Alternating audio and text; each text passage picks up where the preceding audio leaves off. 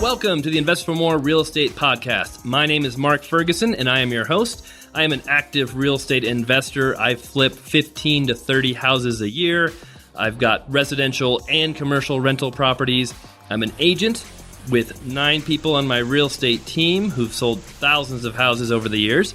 And I talk about what's going on in my career, as well as interview other amazing agents, investors, landlords, flippers, wholesalers, and companies who can help those people succeed. So I want to give a quick shout out to my sponsor, Patch of Land. They funded a flip for me in 6 days. I emailed them on a Sunday afternoon. They responded in less than 15 minutes. They have rates below 8%, work in 45 states, will fund 85% of a deal, and fund the repairs as well. Great company who I love working with, Patch of Land. And for my podcast listeners, I have a special discount page for my products, investformore.com/discount. That's investformore.com/discount. We've got coupons on all my coaching programs. Some of those programs involve calls with me, consulting, video training, and much, much more. All right, let's get to the show.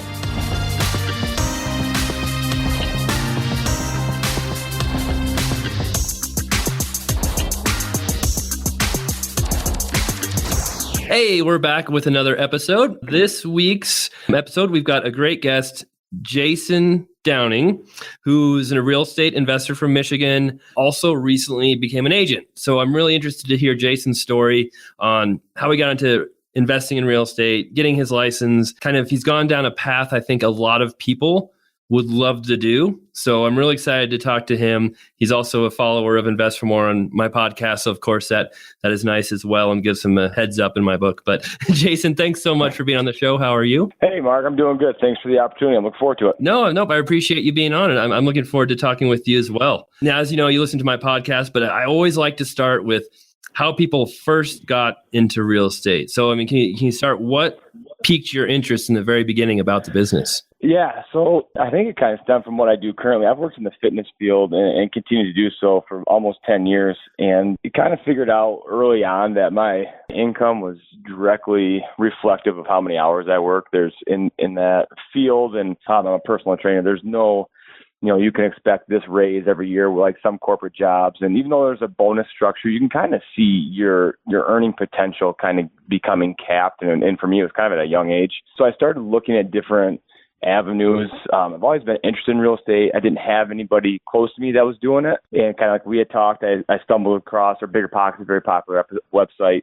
So I got involved in that and stumbled across some of your posts several years ago, and kind of got funneled towards your website and some others, and started diving in more into it as a way to kind of, like I said, supplement my income. And I'm really glad I did. I think like everybody, I wish I would have gotten started sooner. But I had some changes in my work, and maybe we'll talk about coming up, that really set me up with a better kind of living situation than I would have been in had I not pursued real estate when I did. So yeah, just kind of seeing the cap, or the earning cap, that I was kind of looking towards with my current job was what ultimately got me at least exploring the real estate opportunities. How long do you think it took you from the time you first started getting into real estate until you actually bought your first property? Yeah, probably it would be less than a year. I dove in pretty hard right when I started getting a little more knowledge about it, and kind of could see what the possibilities were. So obviously that's exciting. So I was doing more and more and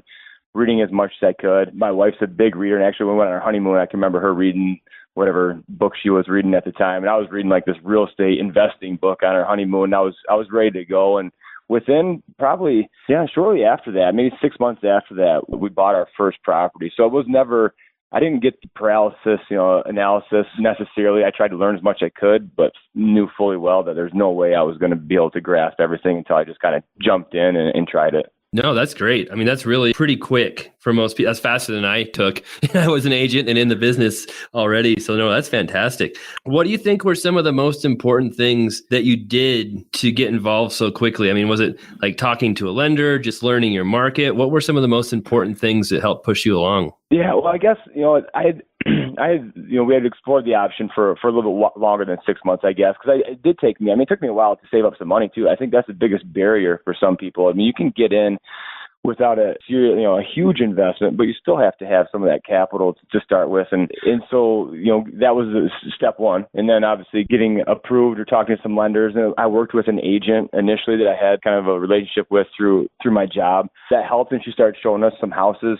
And she showed me a lot of stuff that I wouldn't have thought of otherwise as far as what to think of as an investor, even though I don't think she worked with a whole lot of them. But she showed me some things that to take into account. But getting set up with a good agent, and then she knew some lenders, and then once we closed on our first property, when I needed some contractors and some concrete work done, she was a resource initially for that, and then that kind of just expanded from there.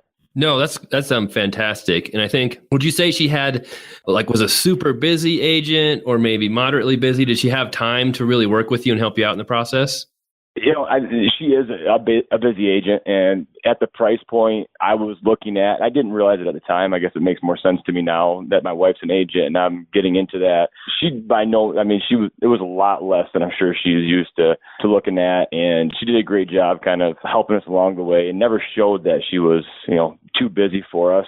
But I tried to do a lot of the upfront work myself too, so that I didn't rely on her for everything. So I tried to analyze the deal and see if it even made sense before I dragged her out to the house. And at the time when we bought the first one, things weren't moving quite as quickly as they were. So if it took me a day or a day and a half or 2 days to actually get into the house, once I realized maybe this is a good investment, it wasn't gone. Whereas now, you got to get out there the same day, it seems like. So it was a little bit of both. She helped out quite a bit, but she was busy with kind of bigger fish at the same time, but helped us out all the same. No, that's great. I just asked that question because sometimes I think having an agent who has time for you is often more important than being super experienced. But it sounds like you got the best of both worlds, which is awesome. Yeah, we got lucky for sure. Oh, that's great. And then I think you said a really important thing too as well about doing legwork, analyzing your own deals. It's so important when you're looking at rentals or flips or whatever it is, that yourself if it's a good deal, because 90% of agents aren't going to know if it's a good deal, even if, they are helping you. And you just want to make sure that you're the one who knows if the numbers work, if the deal works. It's great to have an agent who can help, but really, if you can do that yourself, you're going to be so much better off in the long run. Yeah, and I think we did run into that a little bit. I think how I was looking at deals and how she was, or how other agents I've talked to since then do, I think it was definitely different. I think, as an investor, you have a better understanding of all the expenses that go into it or could potentially go into it, deferred maintenance on certain houses and things, beyond just looking at, this HVAC system looks somewhat, recent. She didn't dive into the numbers a whole lot. And I think that it was more of a, your rent is this, your mortgage is this, you should have X amount of dollars left, and not really accounting for everything else. So, she helped us a ton, but I'm glad I knew enough at the time to kind of calculate my own expenses or projected expenses, so I had an idea of what realistically we could see as a return on that house. Yeah, no, great point. And I'll see the same thing with many agents. They'll tell you can flip a house, and they don't calculate the selling costs or the carrying costs or all kinds of stuff. So it's very important you can do that yourself. Tell me a little bit, what was the first property that you bought like? So it's an up-down duplex. In the area I invest in, all these houses are, early 1900s houses. So, not new by any means, but it's an up-down duplex in a pretty nice area of town. I'd say working class area. When I first started looking, it was because of the limited money I had saved. It was largely driven by price, and it took me a couple houses to figure out that probably wasn't the best qualifying thing to look at these houses and say, this is a cheap house, I can afford this, because we saw a lot of bad houses initially. In this one that we got, though, like I said, it was a duplex. It was fully rented out. There had just increased rent on one tenant. And once we got it, the tenants that were in place were pretty good. And over time, over the first 2 summers actually that we owned it, we redid both apartments during turnover, and we had kind of set aside money for that. So we got both of them remodeled and some other projects done around the house, and just recently did a refi on that. And obviously the timing of the market was great. We've had a lot of appreciation with that, but we were able to pull out all of our initial money, all of our initial capital, all the costly improvements, and a little bit more that we are looking to put into the next deal. So we did pretty well in that first one for not knowing exactly what we were doing. No, that's great. Do you mind telling us what you paid for and what it rented for? Yeah, so I paid $62,000 for it, and it was listed, I think, at 69, something like that. Paid 62, and at the time, it had just been bumped from 550 to 600 on the upstairs, and it was renting for 650 on the downstairs. And that was the summer. Yeah, the summer of 2014, so not that long ago, or 13. And since then, like I said, we did both up and down. It now rents for $840 and $800 a month between those two. And when we did the refi, it appraised at $129. So I mean, it went up. I mean, with the stuff that we had done, but appraised for double what we paid for it, and we were able to, like I said, get all that money back out as a result. Nice. That's awesome. Now, you said it was listed for 69. Do you still think that was a pretty good deal at that time, or is that what most properties were selling for? It seemed like a lot of the stuff that we were looking at was around there. I think I had seen a lot that were listed at 70 or right in that area that were in way worse shape than the one that we got. So from that standpoint, I felt like it was a pretty good deal once we went into it. It didn't have, in Michigan, basements or something, especially houses that old, foundations and basements or something that I look at. And this one doesn't have, just a slab foundation, doesn't have, so any basement have to worry about leaking necessarily. All the mechanicals are in the unit. And I kind of like that compared to some of the other ones that I had seen. And really, as far as what was needed immediately was a lot of, new flooring, paint, fixtures, things like that. It was not any huge ticket items. So for those few reasons, I thought that was a pretty good deal. And I don't even remember how we got to 62. I think that's just what our agent said. We'll start here. And we might even start at 60 and finished on 62, something like that. But those duplexes now in that area for something very similar, it's really hard to find one under 100 right now. And if you do, you're going to be looking at something the same, some deferred maintenance that you're looking at, some updating that needs to be done. So for just, 4 years ago, I think we got a pretty good deal. Right. And they still have great numbers for the rent versus what you're paying for them. So that's yeah, absolutely. great market. So how did your investing progress after buying that first one? Yeah, so people I come in contact with, like I said, I'm a trainer at a gym, so I come in contact with a lot of people throughout the day. And a guy that I had trained for quite a while knew what I was doing, that I was investing, and that I was looking for more. And texted me one Saturday and said he owns a small business. So there was a woman that was in his store, and just a conversation they had. She was looking to sell some properties she owned because her son was taking care of them or something along those lines. So he got her information for me and texted me the number. And I called her that same afternoon, and we kind of went from there. She had two duplexes and a 3-unit she was looking to sell. And after talking with her and going and seeing the properties, I was able to get one of the duplexes and the 3-unit. She did some kind of worked out a land contract or something like that with a tenant that she had in the other duplex. I tried to get that one as well, but that one was kind of already progressing a little bit. So the next 5 units were through that off market from this older woman who was just ready to retire and be done with it. Awesome. No, it never hurts to network. That's for sure. I've gotten quite a few deals myself from networking, and you never know who or what people know. Absolutely. Yeah, absolutely. I think that's a testament to that, for just letting people know what you're doing, because you never know where that lead. And it's one of those things, I forget what it's called, but it's like when you buy a yellow car, then you see yellow cars all over the place. Once I got involved in investing and telling people and actually looking for more properties and things like that, it seems like then I would start hearing conversations at the gym or at the store like, oh yeah, this duplex I'm looking to sell, or this 4-unit that my neighbor, is looking to get rid of. It just seems like you're attracted to that conversation, or your ear picks that up more. So I think letting people know what you're doing, what you're looking for can only help in the long run. Right, for sure. So tell us, how has many more properties have you bought along the way? How has real estate affected your life? Yeah, so kind of back to the work thing. When I got started in investing, and like I said about the income and feeling like it was kind of capped, during that same time, I kind of had a little bit of a job scare at work where I was in a management position. Even though I'm largely commissioned, I had a little bit of a salary that went along with that. One day I came in and heard from a coworker that they were going to get rid of that position. So that salary was going to be gone. So my pay was going to be cut and by a third or if not more. That was pretty unnerving for me. We were getting ready to get married and things like that. I ended up working out where there was another position that opened up, and I kind of just slid into that, same salary, things like that. But once I got the 7 units up and running, which is what we have currently, right after we were on a contract for those 5 units that were off market, they did get rid of that new management position that I was then in. And they gave me, at least this time, they gave me a heads up. But it worked out almost perfect. The cash flow from those properties almost matched just to a little bit more than what I was getting paid from a salary position. So had I not pursued this, a couple years prior, had I not taken action on what I thought might help our financial situation, then I would have been in a really tough spot. Having at that point, I was married and had a young kid at home. And instead of feeling that effect of losing, a big part of your income, I was in an okay enough position because of the passive income we were getting from our properties to kind of weather that. So we're always looking to grow and to add properties. We're still putting bids on properties all the time, but it's really hard. And like in a lot of markets, it's hard right now for us to get anything under contract. We've been outbid on a lot of properties that we thought made sense.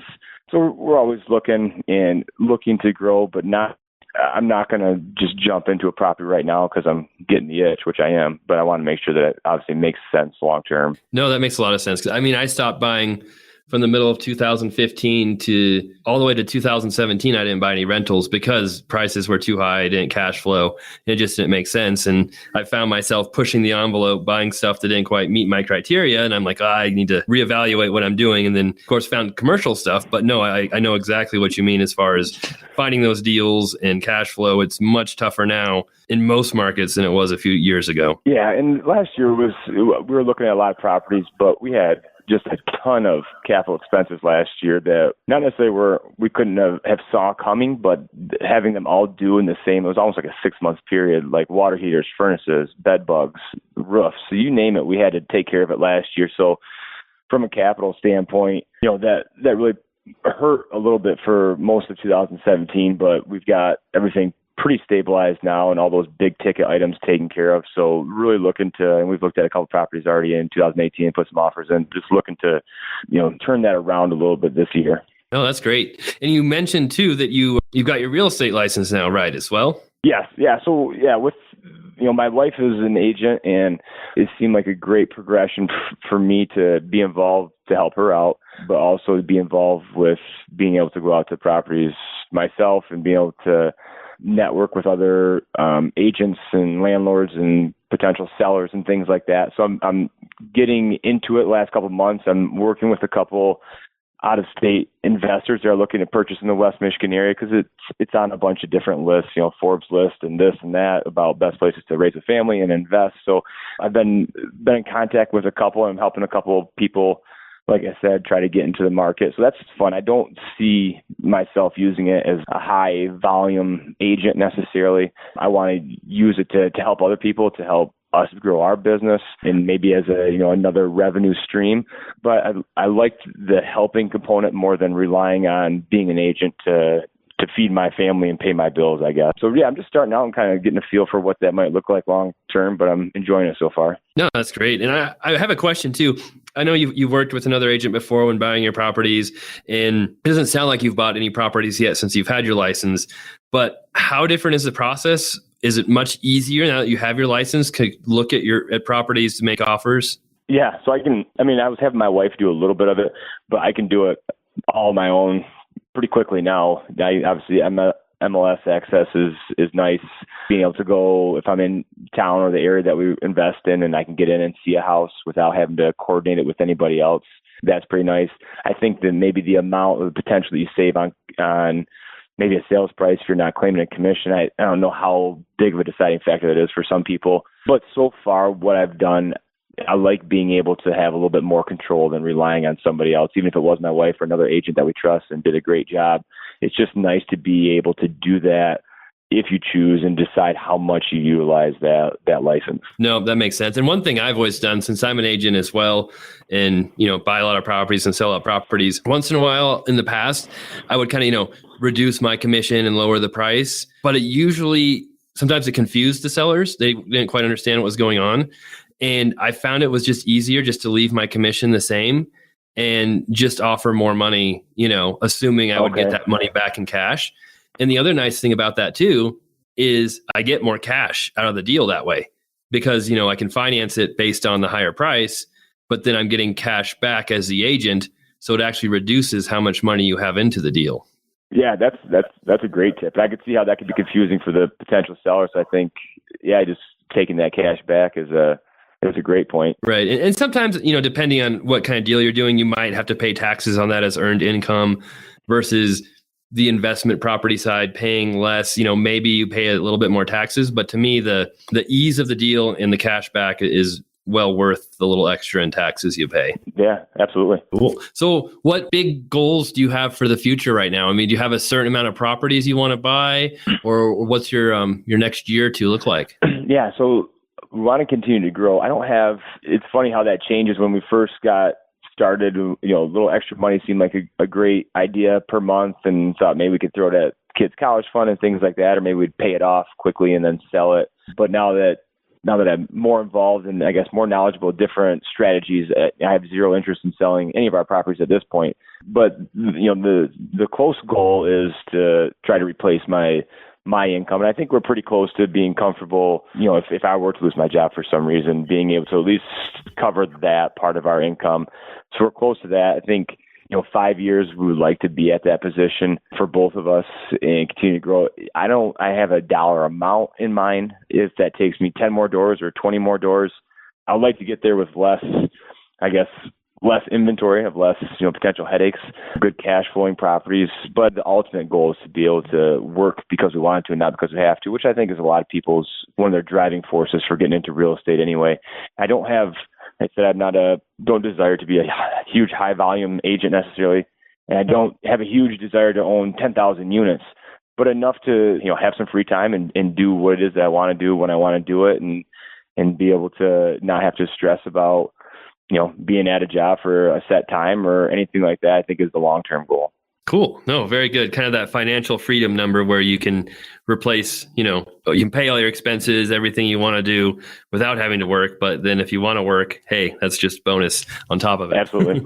Absolutely. Very cool. Well, I think those are all the questions I had. I know you've got some other things going on. Anything else you want to add? Tell us about that's going on in your investing world? No, if I don't, a little bit different from some of the guests on your podcast. I haven't done 1,000 deals or anything like that, but I think I came from a place where I wasn't making six figures a year, and I was able to get started and rolling that cash flow along with savings, was able to get into more properties. And I think sometimes, at least from my standpoint, when I would listen to some podcasts, you see people that are doing hundreds of wholesale deals a year and 20 flips, and they're selling X amount of houses. It seems overwhelming from someone who is starting out, or at least the position that I was in.